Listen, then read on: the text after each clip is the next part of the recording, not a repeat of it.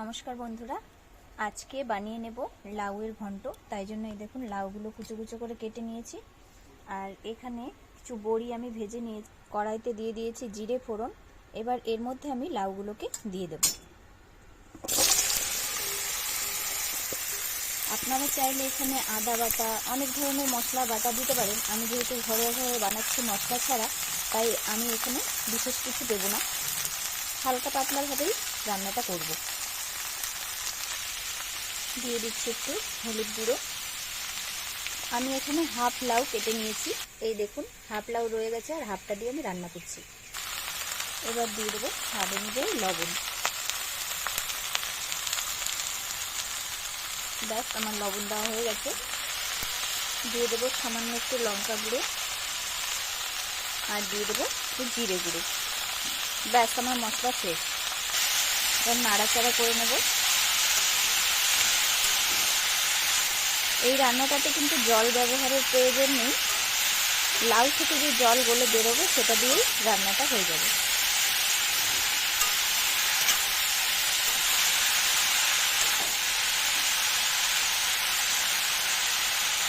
তো এবার আমি লো আছে এটাকে ঢাকা দিয়ে 5-6 মিনিট রান্না করে নেব।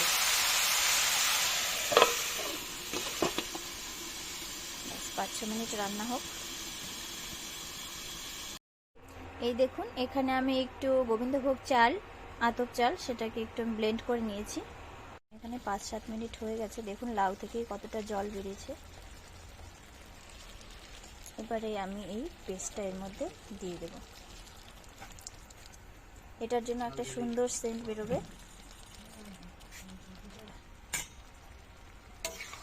এবার একটু নাড়াচাড়া করে নেব, আবারও ঢাকা দিয়ে 5-7 মিনিট রান্না হতে দেব।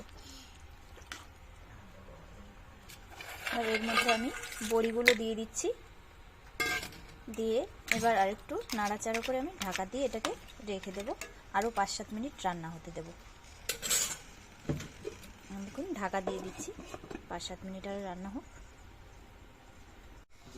আমাদের হয়ে গেছে রান্না প্রায়। এবার একটু ধনেপাতা কুচি করে আমি ছড়িয়ে দিচ্ছি।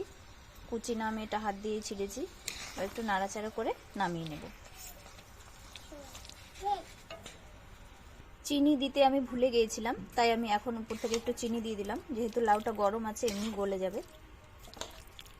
নাড়াচাড়া করে নিই, তাহলেই হয়ে যাবে আমার লাউর ঘন্ট। তো এই দেখুন আমার লাউর ঘন্টের রেসিপি। তো আপনাদের কেমন লাগলো ভিডিওটি অবশ্যই কমেন্ট বক্সে কমেন্ট করে জানাবেন। ধন্যবাদ।